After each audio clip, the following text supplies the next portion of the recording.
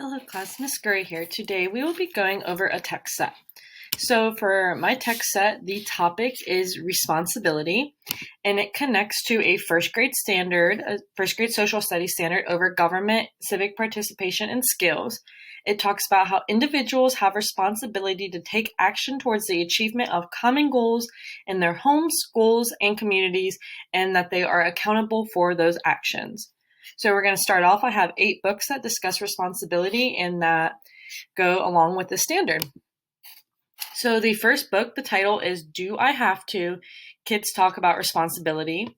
The author is Nancy Loewen, and the illustrator is Omar Wesley. It is a realistic fiction book at a reading level for about 5 to 11 years old, so perfect for first graders. The reason I chose this book was just because it was in the form of an advice column, and I thought that was a very unique take on it. It talked about a lot of real-life scenarios that kids could need advice on themselves and how they can be responsible. So how I would use this in my text set is this can be used by showing the students those real life scenarios that they may be going through personally or that they may soon be going through, and then offer them the advice that Tina in the book recommends on how to be responsible. Just it gives them a lot of great ideas on ways to be responsible and deal with some of those difficult situations. The second book is titled What If? It's a Talking Trees book. It's the volume 3. The author is Colleen Doyle Bryant, and the illustrator is Manuela Sorini. The genre is fiction, and the reading level is 7 to 10 years old, so it is a little bit more advanced for first grade, but definitely still feasible for those kids that are above their reading level. The reason I chose this book was because it teaches about empathy, respect, and responsibility, and it also discusses how our actions do have consequences. So I would use this book by teaching children how to be responsible and the fact that they need to and should think about the consequences of their actions beforehand. It is very important to make sure that you do that so that you don't make a choice that you will later regret because of the consequences you face. So it definitely highlights on the fact that we need to be responsible and make those good choices and think about the consequences before we do make those choices. Book number 3 is What If Everybody Did That? The author is Ellen Javernick, and the illustrator is Colleen M. Madden. It is another fiction book, and the reading level is for 4 to 8 years old. So it's definitely a younger level, but it's still definitely perfect for first grade. The reason I chose this book was because it talked about what would happen if everybody either disobeyed the rules or if everybody followed the rules, but the consequences of if they did or didn't follow the rules, which is definitely important and connects to the standard about being accountable for those actions. So I would use it to talk to the students about how their actions do have those consequences, and we need to take accountability for those actions and those choices we make, which definitely connects back to that first grade standard I discussed. Book number 4 is called Character Counts, Ready to Be Responsible. The author is Janae Simon, and the illustrator is Kazia Nowalski. It is a realistic fiction book for 4 to 8 years old. The reason I chose this book was because it talked about the many different ways to be responsible in the classroom. Each of the kids had a classroom job, and they just had to work together to get those jobs done so that they could go along and play their game. But they had to be responsible and get the job done before they could do that, and they're just not letting each other down or the teacher down.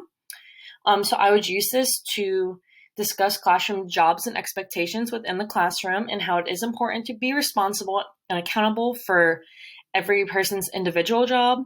It can also be used to talk about how if everybody does work together and they collaborate, that even more work can get done and that they can then achieve what they want, which was being able to play the game at the end of the book. Book number 5, the title is David Gets in Trouble. The author and the illustrator are David Shannon. It is another fiction book for 4 to 8 years old. The reason I chose this book is it's just an award-winning, funny classic story. Lots of kids love it. It's also a book that they can easily relate to and enjoy if they are troublemakers or if they just get humor out of the situations that David gets himself into. It can also just be used to discuss the importance of taking responsibility for our actions. So even though David gets in trouble, he does need to realize that he should take responsibility for those actions. So it can be used to talk to students about how even when they do the wrong thing or they get in trouble, that they still need to make sure that they take responsibility for their actions and that they hold themselves accountable.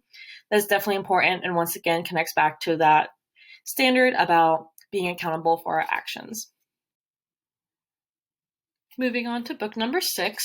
The title is The Emperor's Egg. It is written by Martin Jenkins and the illustrator is Jane Chapman. It is a nonfiction book because it talks about realistic facts about emperor penguins. The reading level is for 5 to 8 years old. I chose this book because it's an informational text about emperor penguins, and even though that might not seem like it talks about responsibility, it definitely does, because emperor penguin dads are the most responsible dads of the animal kingdom. They sit with their baby chick in the egg under their feet for months on end, and they have to be super responsible and just sit there and wait for it to hatch. And I think that shows how responsibility is even important in animals too, and it just shows that they are overall very responsible dads. So I would use this to teach children about emperor penguins and how their role as a father may be long and difficult, but they must be responsible in order to successfully hatch their baby. And it can also be used to discuss accountability and family aspects. Even though these are animals, it still can go to talk about how we can be accountable in our own personal families as well. Moving on to book number 7. The title is Character Counts, Be a Good Citizen. The author is Sierra Harriman and the illustrator is Nuria Aparicio. The genre is fiction. It is for 4 to 8 years old. The reason I chose this book because it was just a cute, simple book that taught about being a good citizen and being responsible to help clean up a mess that was caused. I would use it to teach students about civic engagement and how they can be good citizens. It can also be used to discuss the importance of being responsible in our own communities, whether it's in schools or at home or just community in general. Just really important to be responsible, be accountable for our actions, and just be an overall good citizen. And last but not least, I have book number 8. The title is Stanley and the Class Pet. The author is Barney Salzberg, and the illustrator as well is Barney Salzberg.